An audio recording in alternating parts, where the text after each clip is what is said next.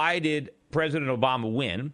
The reason that he won is because he promised more things, more stuff, more free stuff to more people than did Romney.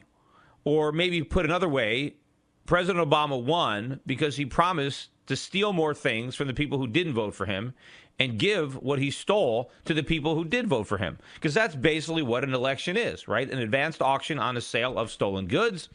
And there were more people who thought that that Obama would steal for them than who thought Romney would steal for them. In fact, many of the people who voted for Romney were the very people that President Obama was threatening to steal from to give the money for the people who voted for him. That's really, again, democracy in a nutshell. And I was thinking about it just last night, about all the money that we spent on this election. I think it was something like $8 billion, about $1 billion of it for the White House, and then the rest for all the Senate seats and all the House seats. And what do we have to show for that $8 billion of expenditures? We've got the same president. We pretty much have the same Congress. I think maybe the Democrats picked up 2 seats in the House.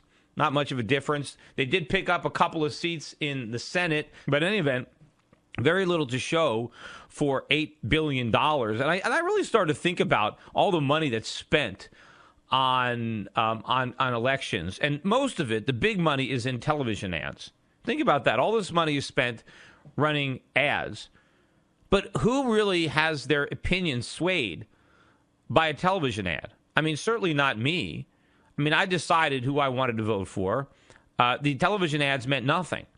And I'm sure that the majority of people who vote, it has nothing to do with the ads. I mean, you either you have a party affiliation, you identify with the Democratic Party or the Republican Party because you identify with basically their core principles, or they're the closest to what you believe. You've studied the issues. I mean, especially now with the internet. I mean, how hard is it to know an election is coming up on your own? Just go to a website, look at the various candidates, do a little research, and decide who you want to vote for. It doesn't matter about the television commercials. And I think the majority of people who voted for either Obama or Romney would have voted for them if they didn't spend a nickel on television commercials. So who are these commercials really aimed at? They're aimed at the people who don't really have any ideological affiliation. They don't really believe in anything. They have no core beliefs. Maybe they're the least informed of all the voters. They don't bother doing any of their own research. They don't look into what the candidates stand for.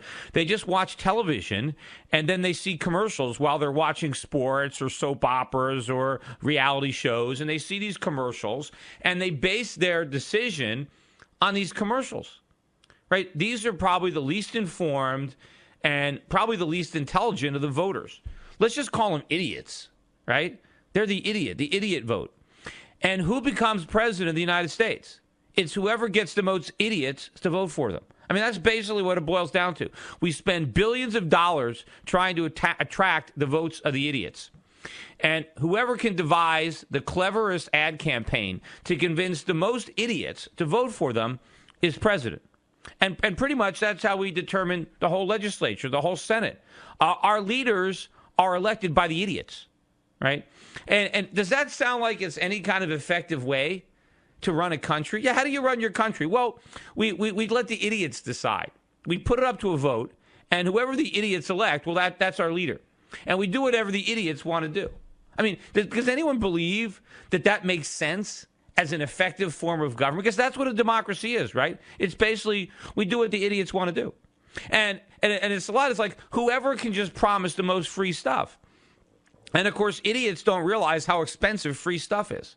It sounds good. And if you don't really believe this, then look at California. California had 2 initiatives on the ballot to raise taxes. One failed, Proposition 39, and one passed, Proposition 30. Now, Proposition 39 basically was a tax increase for everybody. Everybody who had income taxes pretty much was going to have a tax increase under Proposition 39. Now, that one failed massively. 70% of the people voted, no, we don't want to raise taxes on everybody. But Proposition 30 only raised taxes on people that made more than $250,000 a year. That one passed. So, in other words, people voted not to raise their own taxes, but to raise somebody else's taxes. That's democracy.